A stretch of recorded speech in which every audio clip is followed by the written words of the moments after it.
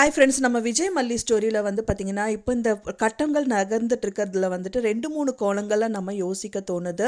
ஏன்னா வந்து கதிரேஷன் கிட்ட வந்து ரேணுகாவை ஒப்படைச்சிட்டாங்க அப்படின்னா, கதிரேஷனோட எண்ணங்கள் எப்படி இருக்கும் அப்படிங்கிற மாதிரியெல்லாம் இருக்குது. ஃபஸ்ட்டு வந்து ரேணுகா அவள் எங்கிட்ட தான் இருக்கணும் அப்படின்னு கண்டிப்பாக அவங்க நினைப்பாங்க. அதில் எந்த ஒரு மாற்றமும் கிடையாது.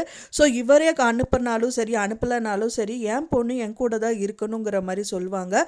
ரெண்டாவது பட்சமாக பார்த்திங்கன்னா, ரேணுகா கூட வந்து அவங்க பொண்ணு வெண்பாவையும் அனுப்பி வைக்கணுங்கிற மாதிரி இருக்கிறதுக்கு பாசிபிலிட்டிஸ் இருக்குது.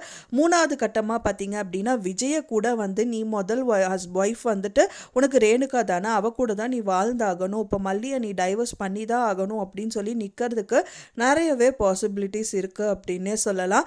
ஆனால் இப்போ இருக்கிற கட்டத்தில் வந்து பார்த்திங்கன்னா, வெண்பா குட்டியை வந்து கம்பேர் பண்ணும்போது ரேணுகா முக்கியமாக அண்ட் தென் மல்லி முக்கியமாக, யார் கூட நீ வாழணும் நீ நினைக்கிற அப்படின்னு கேட்டால் கண்டிப்பாக வெண்பா குட்டி வந்து எனக்கு மல்லி அம்மா தான் வேணும், அவங்க அப்பாவை காட்டிலும் எனக்கு மல்லி அம்மா தான் வேணும்னு தான் சொல்லுவாங்க.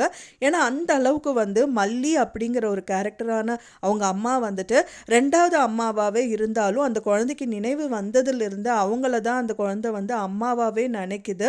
ஸோ அவங்க வயிற்றுலேயே பிறந்தாலும் அந்த உணர்வுகள் மல்லிக்கும் சரி வெண்பாக்கும் சரி நல்லாவே பொருந்திருக்கு அப்படின்னு சொல்லலாம். அவங்க வயிற்றில் பிறக்காட்டாலும் அந்த குழந்தைக்கு ஏதோ ஆகுமோ ஆகாதா அப்படிங்கிறது எல்லாமே கணிக்கிற திறமை வந்து மல்லிக்கு இருக்குது.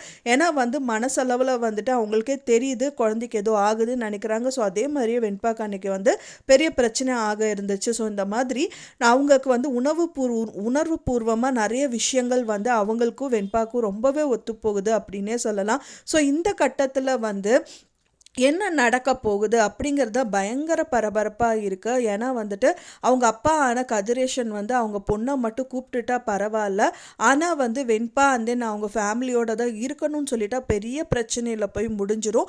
மல்லியோட லைஃப் திரும்பவும் கொஸ்டின் மார்க்கில் போய் முடிஞ்சிடும். ஸோ மெயினாக வந்து இப்போ அவங்க பைத்தியமான நிலமையில் இருக்கிறதுனால அவங்களும் பெருசாக எந்த டெசிஷனும் எடுக்க முடியாது.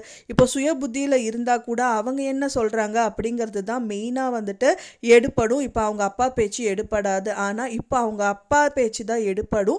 ஸோ அதனால அவர் என்ன டெசிஷன் எடுக்கிறாரு அப்படிங்கிறது தான் வந்துட்டு ஹோல் ஸ்டோரியாகவே போயிட்டுருக்கு. ஸோ அதுக்கு தான் எல்லாருமே வெயிட் பண்ணிட்டு இருக்காங்க. அண்ட் தென் வந்து மல்லி அவங்க சைட்லேருந்து எல்லாமே சொல்லிட்டாங்க, உங்கள் பொண்ணு உயிரோடு தான் இருக்காங்கன்னு சொல்லிட்டு. அதுக்கப்புறமா அவர் என்ன டெசிஷன் எடுக்கிறாரு, போய் ஃபஸ்ட்டு அவங்க பொண்ணை பார்க்கணும்னு நினைப்பாரா, இல்லை அவங்க சொன்னது பொய்ன்னு நினைப்பாரா அப்படிங்கிற மாதிரி நிறைய விஷயங்கள் வந்துட்டு நம்ம மனசில் வந்து எழும்பிட்டே இருக்குது. ஸோ வெயிட் பண்ணி பார்க்கலாம் ஃப்ரெண்ட்ஸ் என்ன நடக்குது அப்படின்னு சொல்லிட்டு. ஸோ நீங்கள் என்ன நினைக்கிறீங்க அப்படின்னு சொல்லிட்டு உங்களோட கருத்துக்களை மறக்காமல் எனக்கு கமெண்ட்டில் ஷேர் பண்ணுங்கள். நான் சொன்ன இந்த தகவல் உங்களுக்கு பிடிச்சிருந்தா மறக்காமல் லைக் பண்ணுங்கள், ஷேர் பண்ணுங்கள், கமெண்ட் பண்ணுங்கள், சப்ஸ்கிரைப் பண்ணுங்கள். மேலும் இன்னொரு மல்லி சீரியல் அப்டேட்டோட நெக்ஸ்ட் மீட் பண்ணுறேன்.